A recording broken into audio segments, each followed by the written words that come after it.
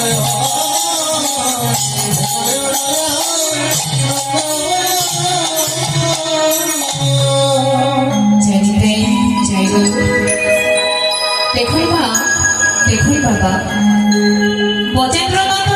কৃষ্ণ তিনি কি বললেন, এই গলিতে প্রথমে তার বাড়ির সব গণকে পাঠিয়ে দেন, তারপর তিনি নিজে অবতীর্ণ হলেন। কোথায়?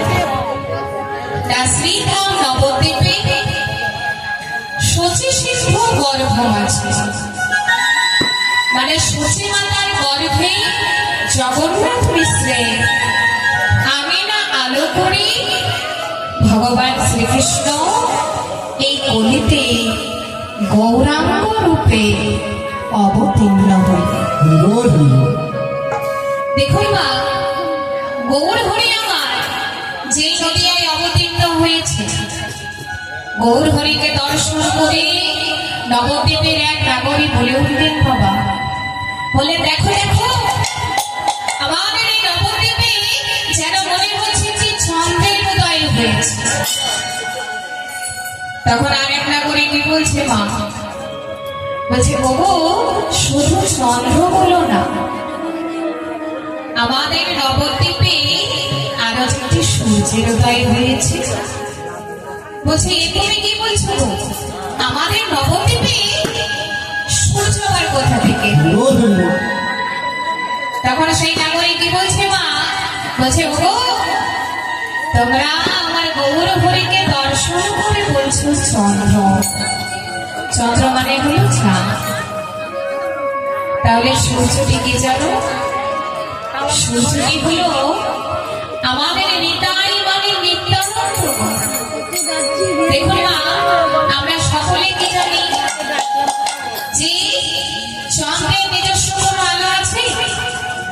চাঁদের তো নিজস্ব কোনো আলো নেই, তাহলে চাঁদ কার আলোয় আলোকিত হয়? সূর্যের আলো। তাহলে দেখুন চন্দ্র যেমন সূর্যকে ছাড়া এই জগৎকে আলোকিত করতে পারে না, তেমনি আমাদের নিতাই যদি অবতীর্ণ না হতো, গৌর হরিও এই জগৎকে আলোকিত করতে পারত না। তাই শাস্ত্রে কি বলা হয়েছে দেখুন মা, যদি গৌরাঙ্গ না হইতো কেমনে হইতো, কেমনে ধরিতা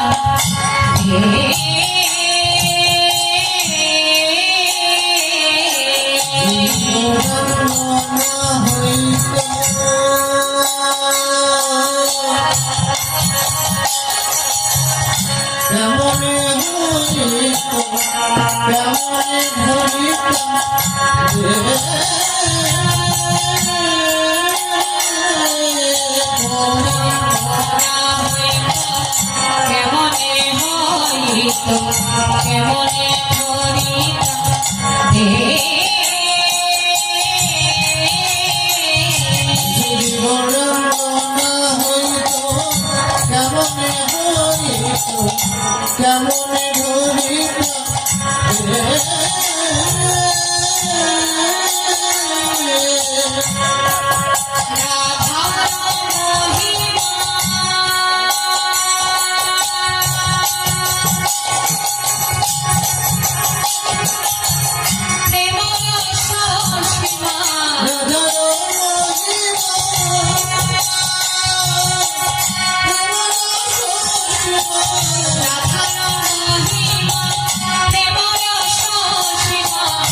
জগতে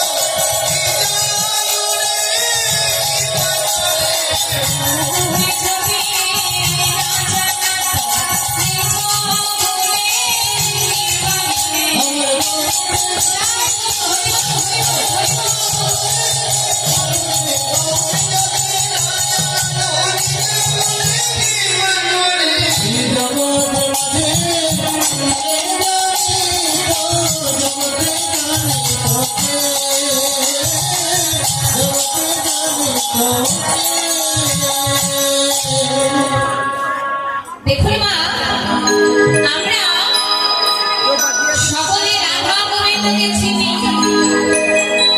এই রাধা গোবিন্দকে পেয়ে আমরা এতটাই খুশি, এতটাই আনন্দিত যে রাধা গোবিন্দে প্রায় সব লীলার কথাও আমাদের জানা।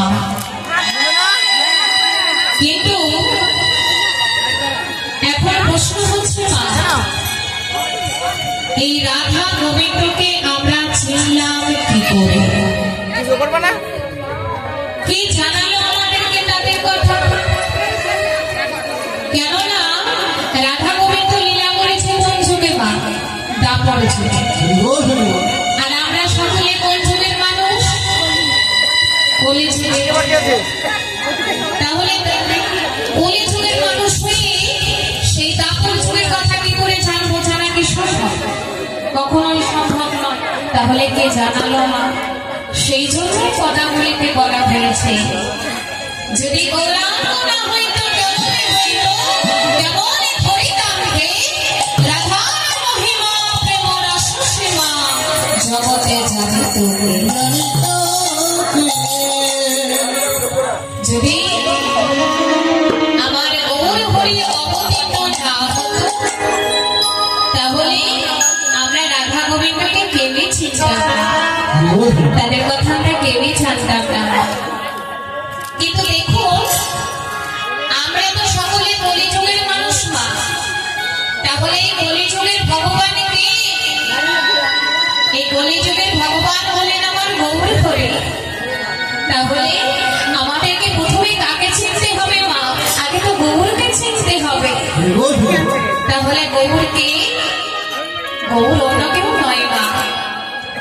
আমরা যে রাধা গোবিন্দকে চিনি, গৌর হলো সেই রাধা গোবিন্দের মিলিত তনু। তনু মানে হলো দেহ। দাপর যুগে রাধা গোবিন্দ দুই দেহ এক হয়ে, বহিরঙ্গে রাধা রানী এবং অন্তরঙ্গে শ্যাম, দুই দেহ এক হয়ে এই কলিতে গৌরাঙ্গ